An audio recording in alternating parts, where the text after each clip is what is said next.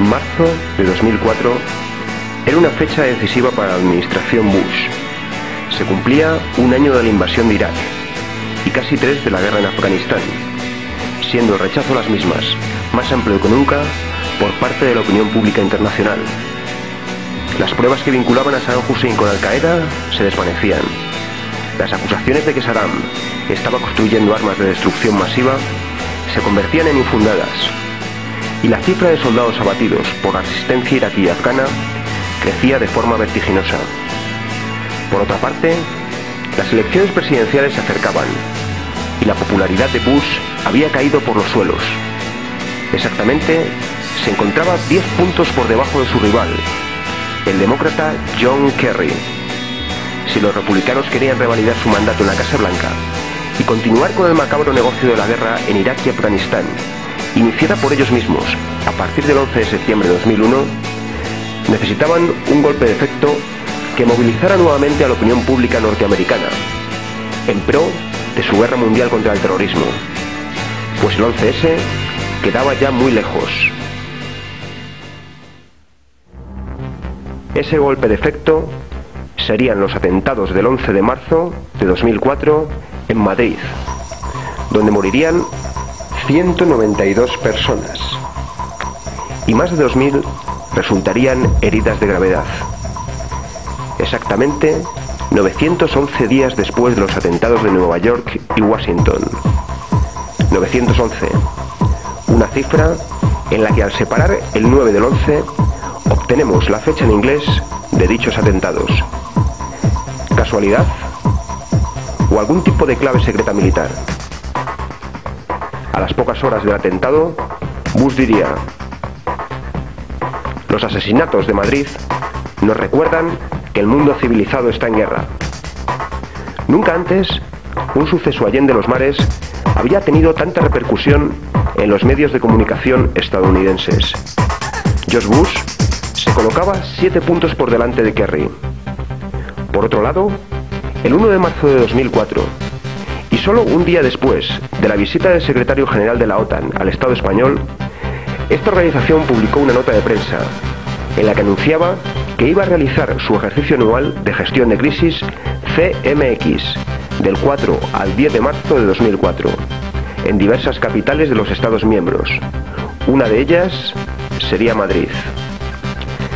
El ejercicio consistiría en un simulacro de una operación antiterrorista, en el que intervendrían multitud de personal militar y civil, vinculado a la OTAN, que tendrían vía libre durante aquellos días para moverse por Madrid con toda clase de material militar, algo que llevaron a cabo con total impunidad y sin control alguno por parte de las autoridades locales. Al día siguiente de que la OTAN diera por finalizado su ejercicio antiterrorista, sucedía la tragedia.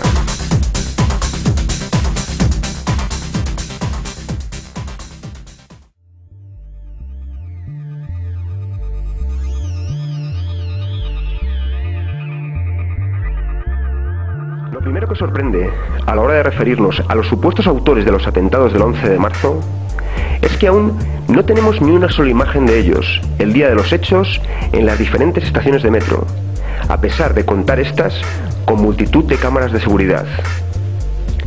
Sorprendente fue también que todos los imputados en el juicio por los atentados no solo negaran su participación en los hechos, sino que los condenaran rotundamente.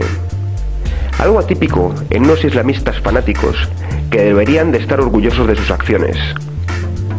Recordemos que muchos de ellos, como el egipcio, acusado desde el primer momento, tanto por la prensa como por la policía, de ser el cerebro del 11M, quedaron en libertad sin cargos.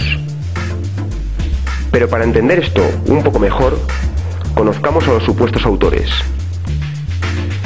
Casi todos los acusados estaban bajo algún tipo de control policial, incluidos los supuestos autores materiales, pues se trataba de contrabandistas locales, chorizos de barrio, estafadores, traficantes de droga y en algunos casos confidentes de la propia policía. Unos integristas un tanto atípicos, que habían sido vistos en muchas ocasiones frecuentando prostíbulos. Estos poco castos terroristas, que carecían de todo tipo de experiencia previa en estas lides, según la versión oficial, fueron capaces de cometer el atentado más mortífero en la historia de Europa, llevando a cabo todos los preparativos con precisión milimétrica, sin un solo descuido y sin ser descubiertos por la policía, a pesar del impresionante despliegue policial ordenado días antes por el gobierno Aznar, el mayor en la historia de España, debido al riesgo de un posible atentado ante la cercanía de las elecciones generales. Es llamativo que fueran tan habilidosos en los preparativos y en la ejecución de los atentados y tan inoperantes tras ellos, dejando multitud de pruebas incriminatorias. Unas pruebas que conducirían a la localización de los supuestos autores materiales en el piso de Leganés. La policía ya tenía sus cabezas de turco, unos mafiosetes del 3 al cuarto que a nadie importaban y a nadie importarían.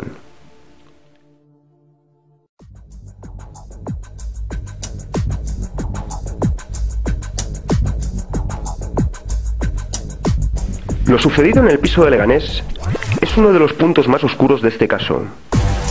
Un piso que tras la explosión nos mostraría unas paredes blancas sin rastro de sangre.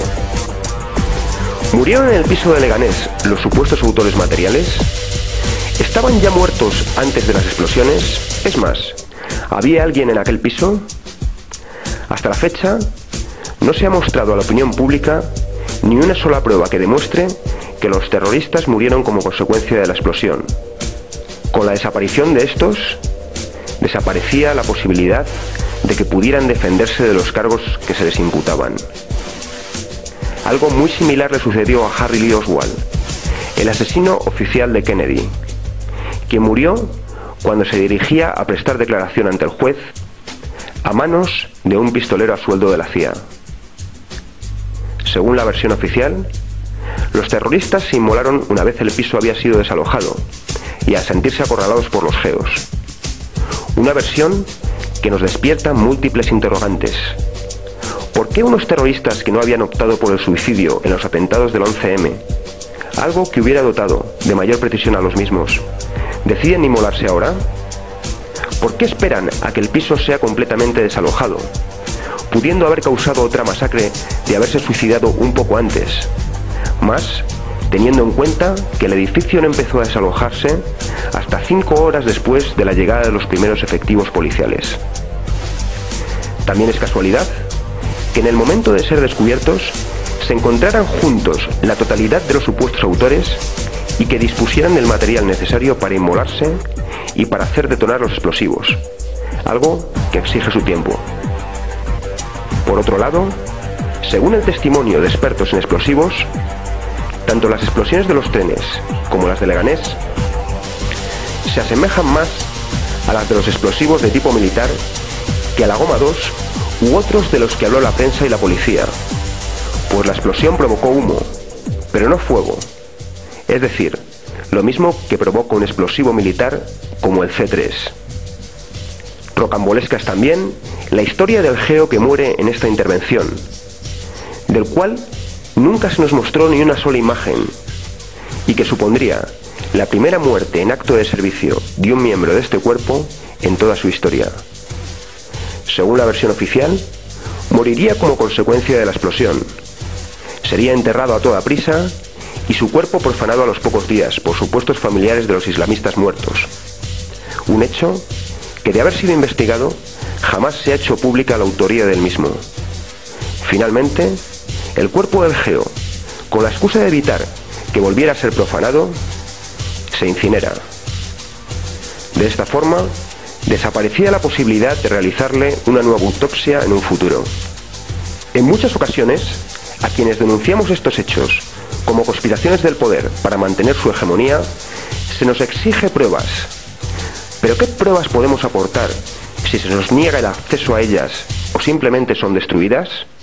Un ejemplo de esto último lo constituye la destrucción a los pocos días de los vagones de metro.